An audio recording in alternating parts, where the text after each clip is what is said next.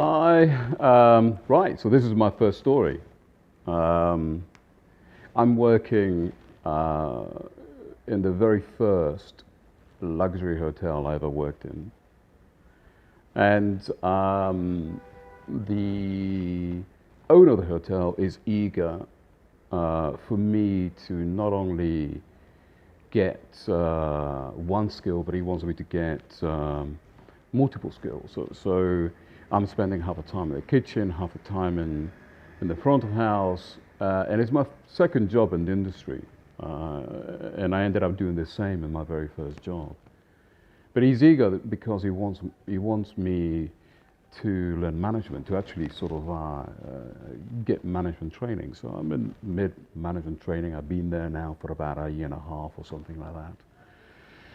And it was Saturday night, and we receive a call from another hotel, and this hotel says, "Hey, we have two guests that would like to come and dine at your place. Do you have a table?" And it was quite late. Reception came through, and they said, "Hey, can you?" They come through to the hotel number. Can you fit them? And I said, "Yeah, get them in." And we happened to have literally one empty table of someone who had not turned up. It was January. It was sometime after Christmas, which is quite a quiet time for restaurants. But we were full apart from one table. I remember it very specific because it was a very memorable tale or story. I mean, very, very memorable. So these people arrive, and I'm actually chatting to two guests, which were our best guests. They will come every week, and they will have all of their special occasions at the hotel or the restaurant. And there were other people that had been before, so the restaurant was full of people that were familiar to us. Anyway, the table that we sat, these two people, was a table for four people. So it was quite a good size round table. And they sat down, and we gave them obviously water, the menus, eventually some bread, and all that kind of stuff. The lady got up, and she asked for where the bathroom was, and I escorted her. And there used to be one initial door, and then the other doors to go to the ladies or the gents. And no sooner that she went in there, within, I don't know, it must have been 10 seconds, she comes through and opens the first door, which goes into the back of the restaurant. And she says, hi, excuse me, can I give you this? And she gives me something in my hand, and she goes, just don't open it, go and give it to the gentleman on my table. And I said, okay.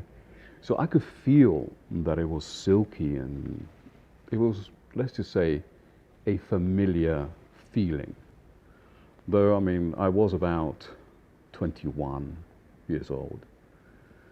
And I arrived to the gentleman's table, and I said, sir, the lady has asked me to give you this. And I gave her that. And he went on and fully opened it. And of course, as you can imagine what it was, I thought that I knew what it was, and it was her underwear. It was a thong. Actually, a thong is it doesn't do it justice, because there's more material in dental floss than there was in this thing. But he opened it in full view of everybody in the restaurant, but no embarrassment, no anything, and he's like very pleased with himself. So as I'm going back up the restaurant, the lady's coming out of the bathroom, and we go past each other, and she sees me, and she gives me a good grin and winks at me, and like, I got you kind of thing. And I thought, well, lovers, I didn't think much of it, and eventually they ordered their first, they ordered their food, and they had their first course served. And while they're having the amuse bouche, and so on. They're very giggly, they're very whatever. And when you hear like certain things, oh, what here? Huh? You know, and everyone in the restaurants, there's a bit of a buzz going around the restaurant because of this very electrifying couple. And basically, we go off and this to get the starter.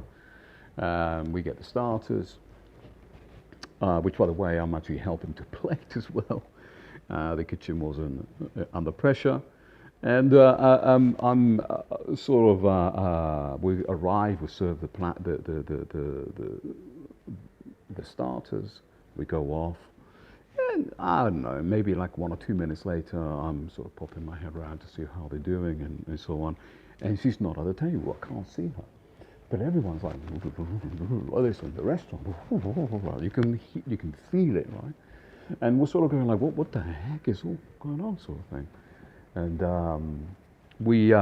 I went over and I heard like a thump. I was like, what is that? And then I heard it again. And the people that were the regulars, who always bought me presents and birthdays and whatever, said, Sans, she's under the table. She's been there for a little while. And I'm like, she's what? And you can hear this dong, dong, dong, dong, dong, dong. And I'm like going, no way, no way. So I approached the table with all these other tables, tentatively looking to see what the heck I was going to do. And I said, so could I possibly have a private word with you? And he looked at me like, what, right now? And I said, yes, right now. And he's like, okay. And next thing you know, after another thump on the thingy, the lady pops up from under the table, right, and sits down and just simply starts eating. And the gentleman says, "Can I just have just 1 minute, and I will come and see you." Of course, no problem.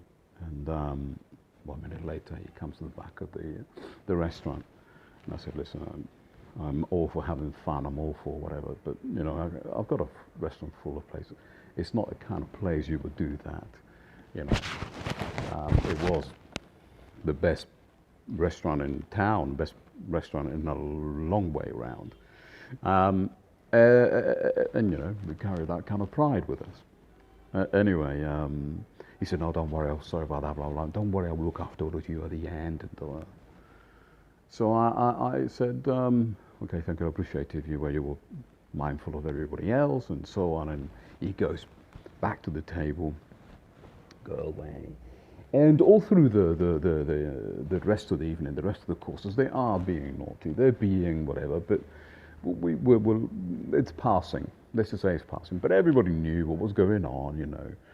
There was a lot of shaking and, you know, whatever. So I'm like, oh, bloody hell, you know, I can't wait for the evening to finish with these two.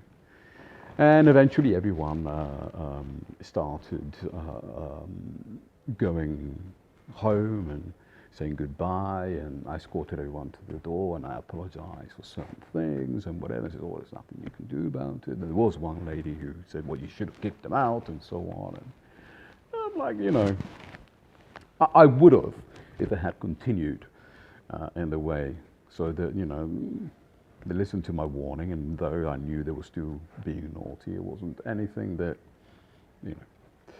Anyway, so I come to the end of the evening, and by dessert time, and they said, oh, can we have a dessert with our coffee in the lounge by the fireplace? And I'm like, oh, thank God for that. Yes, of course.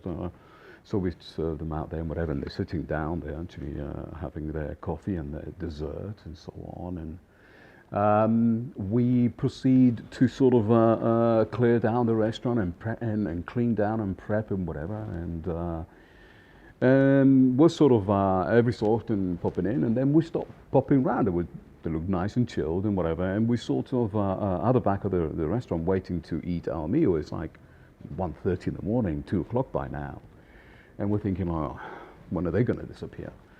Anyway, lo and behold, I remember it was an Australian, we had a new Australian receptionist who, you know, she was traveling around the world and taking different jobs to pay and whatever. And she was the most mature one out of all of us, and to be frank. I mean, she was a lot older than we all were, if I remember correctly. But she comes through, she goes, "Hey, Santi, you don't believe what's going on." And I'm like, "What's happening?" And she goes like, "They're only completely naked, starkers, in front of the fire with all the clothing on the floor, like using it like rugs and whatever, and they're only bunking. I mean, they're actually going at it." And I'm going, "I don't be ridiculous, they wouldn't do that." So as I'm saying that, I'm walking down the restaurant, and the restaurant doors that go to the lounge, they were glass doors. And I'm like, oh my God, they actually were bunking. I mean, like bonkety bonk. And I'm like, oh my God. So I had to gather myself. And I said to the receptionist, I said, "Listen, is everyone in? You know, is everyone go back to their rooms?" He goes, "No, that family that went to the wedding, the ones that are taking 4 or 5 bedrooms, we're waiting for them to arrive. They should be back soon because they told us about 2 to 3, between 2 and 3 o'clock they'll be back, so we can tell the night manager, night porter, and so on."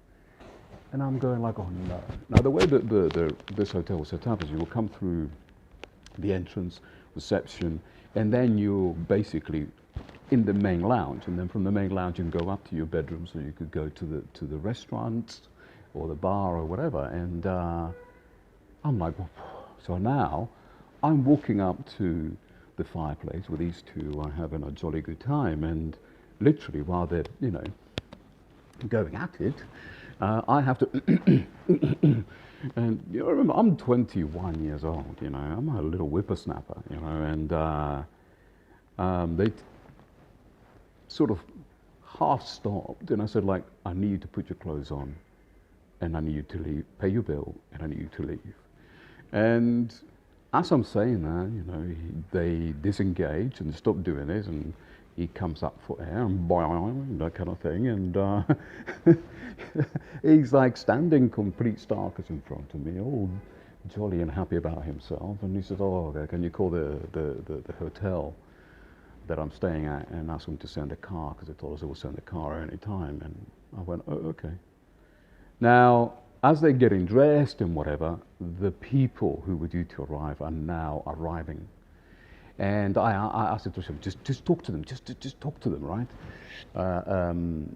So while, listen, this girl is not even attempting to get dressed that quickly, but he had one of those Burberry rain Max, you're wearing like a beige Inspector Clouseau kind of thing, you know.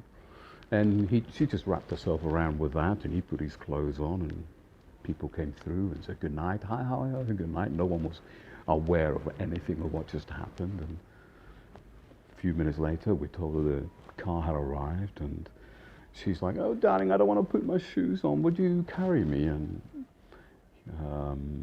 he looks at me and goes, "Oh, man, I'm really sorry about tonight, but listen, I'm away from the wife, and I just wanted to have some fun."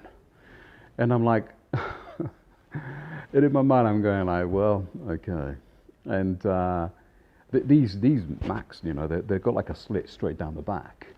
And as he's lifting her, you know, and carrying her, I go off to hold the outside door, and I'm on a lower step, and he's coming through. He's already quite a tall chap, and I remember vividly, you know, this was, you know, the early 90s.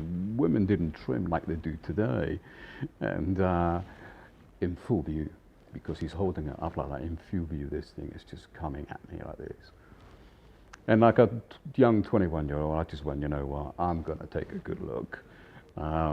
It's not like she's shy. And off they went, and as he went, he gave me £500, which is a lot of money back then, extra on top of the actual 12% that we used to put in on the bill to share with everybody. And to this day, I remember that day so vividly. So it's like, even as I'm telling it now, I'm remembering a lot of details. So that's one of the stories of my early career. And guys, share yours with me.